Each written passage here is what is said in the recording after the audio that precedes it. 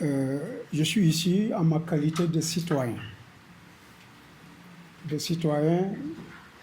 soucieux de la bonne marche de la République, de citoyen soucieux que soit instaurée dans ce pays-là une bonne gouvernance des différentes activités politiques. Et justement, parmi les éléments qui permettent d'avoir une bonne gouvernance, il y a une bonne distribution de la justice. Une bonne distribution de la justice suppose que les citoyens soient traités au même pied d'égalité. Suppose également qu'en toutes circonstances, quand la justice est saisie d'une affaire, que le droit soit dit. Donc, je crois que nous sommes tous d'accord pour dire que on définit la justice comme le dernier rempart pour que le socle de la République soit maintenu, n'est-ce pas? Je suis ici dans le cadre de ce qu'on appelle le collectif de 94 milliards. Évidemment, c'est un premier pas. Et j'aurais souhaité qu'au-delà de 94 milliards, qu'effectivement, nous allions visiter tous les innombrables et innommables et gros scandales qui ont émaillé, n'est-ce pas, les différents régimes. Ce n'est pas uniquement le régime de Macky Sall. Derrière, il y a le régime libéral de Abdoulaye Wade et encore, plus en avant encore, plus antérieurement, il y a le régime socialiste. D'ailleurs, dont les conséquences continuent à se faire sentir. Dans cette affaire de 94 milliards, qui oppose deux citoyens, le citoyen Ousmane Sonko et le citoyen Mamour Diallo. Nous n'avons pas de parti pris. Nous ne sommes pas ici en tant qu'instance de jugement ou d'accusation. Nous sommes là pour exiger que la vérité éclate dans cette affaire-là, jusqu'à preuve du contraire, en respectant les principes qui régissent notre République et conformément vraiment à nos propres convictions. Nous tenons Mamour Diallo jusqu'à présent comme innocent des faits qui lui sont reprochés. Il doit bénéficier de la présomption d'innocence. Donc on n'est pas là pour l'accuser. On n'est pas là non plus pour le blanchir, comme l'a fait la fameuse commission au niveau de l'Assemblée nationale. Vous m'excusez vraiment, une commission bidon. C'est du pipeau tout ça. Ça entre dans le cadre d'une théâtralisation. Il voulait anticiper sur une décision judiciaire. Maintenant, ce que nous réclamons, c'est que soit tenu un procès équitable, juste, qui respecte les principes juridiques et les règles judiciaires et procédurales. Maintenant, si tout ça a été respecté, et que tout le monde, effectivement, tombe d'accord, soit d'accord, effectivement, ce procès-là a été équitable, si Mamour Diallo est accusé et reconnu des faits qui lui sont reprochés et condamné, n'est-ce pas? Je crois qu'il doit répondre de ses actes. Il doit immédiatement aller rejoindre Rebeuss.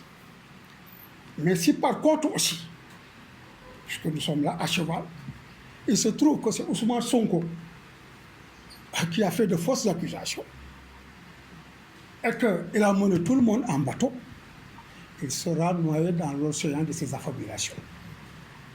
Donc, on n'est ni pour Mamour Diallo, on n'est ni pour Ousmane Sonko. Je suppose, connaissant Ousmane Sonko, le sens de sa responsabilité, l'enjeu qui est autour de tout ça par rapport à sa carrière politique, je crois savoir qu'il doit avoir dans sa besace des éléments solides. Mais contrairement à ce que les gens réclament dans la presse, surtout vous les journalistes, vous m'excusez, qui étalent ces preuves. Non, ce n'est pas au niveau de la presse, mais sur la part plus qu'il faut étaler les preuves. Les preuves, on les étale, même pas devant le procureur, parce que le procureur, là, vous lui donnez les preuves. Il peut prendre ça, transformer ça et voir votre antagoniste pour lui dire, voilà ce qu'il a. Donc c'est devant le tribunal qu'on expose, qu'on étale ces preuves. Attendons maintenant d'avoir un procès juste et équitable, maintenant pour voir quelles sont les preuves que Ousmane Sonko va n'est-ce pas, étaler devant les juges, mais également l'opinion publique, nationale et internationale, sera l'essentiel. C'est que vraiment ça ne finisse pas en eau de boudin, comme va le faire l'histoire de Petro-Tim. Petro-Tim, ne vous faisait aucune illusion, il n'y aura absolument rien du tout. Absolument rien du tout. Le procureur, il a commencé par une enquête en interrogeant d'abord les acteurs de la périphérie et en laissant les acteurs principaux. Il avait tous les éléments pour commencer par les acteurs principaux. Il y a un décret, il n'a qu'à demander à avoir la copie du décret. Ce décret-là a été signé parce que tout simplement, il y a un rapport de présentation. Il n'a qu'à demander ce rapport de présentation-là et il n'a qu'à voir le contenu là.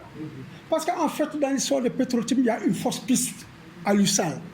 À l'USAL n'est pas le principal intéressé. Hein. C'est une fausse piste. Les principaux intéressés, c'est le président de la République, Macky Sall, et Ali Ngouille. Même Franck Timis, bon, il est là, c'est un homme d'affaires. Hein.